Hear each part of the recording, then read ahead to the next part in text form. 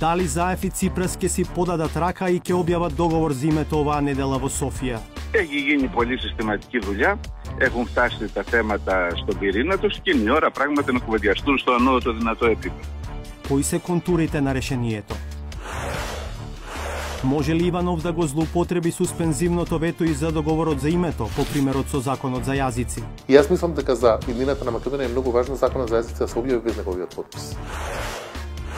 Нови поплаки од партиите за суспендираното државно финансирање. Не се помнува каква алијанса, туку една партија која што веќе една година не постои судско решение, покажува несериозност на таа институција.